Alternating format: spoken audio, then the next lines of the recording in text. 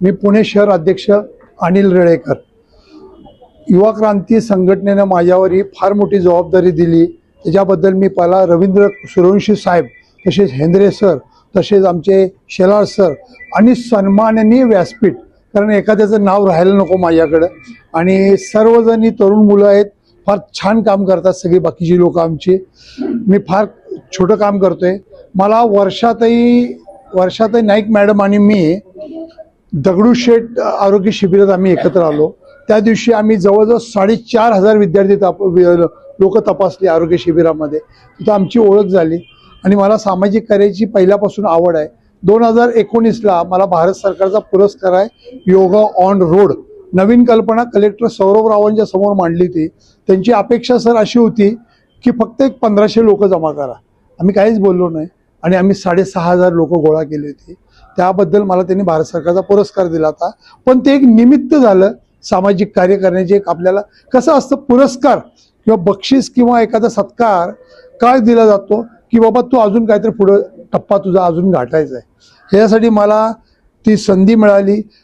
परमेश्वर तुम्हाला संधी असं काही देणार नाही की कोणतरी येणार आणि बाबा तुला एक 10 लाख रुपये दे। संधी मिळालेल्या संधीचं सोनं करता आलं पाहिजे आणि ते युवा क्रांती फाउंडेशन तर्फे आपण प्रत्येकजण करावं असं माझं वैयक्तिक मत आहे। कारण फार अडचणी आहेत जगात, फार अडचणी आहेत, फार प्रॉब्लेम आहेत। आता जो मी मगाशी डिजिटल मार्केटिंगचा जो विषय सांगितला, एकदम माझ्या जवळची व्यक्ती आहे सर। त्याला गणपती उत्सवला पहिल्या दिवशी घाई असती, तेवढ्यात एक फोन आला, तुझ्या आधार कार्डवर एक नंबर घेतला गेला दिल्लीला। तो मला नंबर सांग।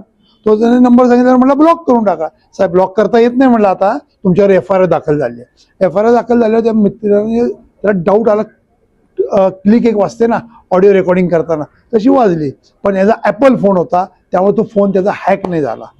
पण जेव्हा आम्ही राहुलजी खिलारे साहेबांना जाऊन भेटलो तेव्हा त्यांनी सांगितले डिजिटल आता अरेस्ट एवढा प्रकार वाढला आहे सर, आपल्याला त्याच्यासाठी काम करायचं आहे आणि नक्की करायचं आहे।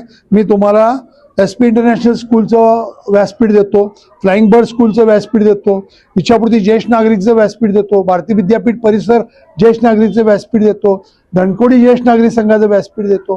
कारण काय आहे, कोण फसू नये एवढाच उद्देश आहे, बाकी काही नाही यात उद्देश। आणि आपल्याला सगळेजण कोणी नाही म्हणणार नाही, पण आपण सर्वजण एकत्र मिळून जर गेलो अजून त्या लेक्चरला तर अजून मजा येईल।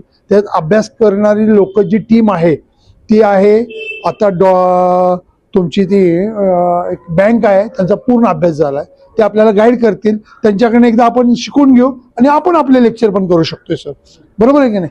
आपल्याला काय आहे, समाज वंचित ठेवायचा नाही आहे, कोण फसलं गेलं नाही एवढंच फक्त उद्देश आहे। आणि दुसरी गोष्ट, फार गोष्टी अशा अनेक अडचणी आहेत सर। आपण एक 5 तारखेला आरोग्य शिबिर घेतोय भारतीय विद्यापीठच्या पलीकडे। ज्या मुलांना हात नाहीत, ज्या मुलांना पाय नाहीत, ज्या मुलांना चालता येत नाही, बसता येत नाही, एक स्पेशल मुलं म्हणतोय, एक 200 मुलांचा आपण कॅम्प घेतोय। तर त्या मुलांसाठी तुम्ही सर्वजण आवर्जून या, त्यांचं आरोग्य शिबिर देतोय 200 मुलांसाठी। तर त्यासाठी पण सर डॉक्टर साहेब आपल्या सगळ्यांची उपस्थिती प्रार्थनीय आहे।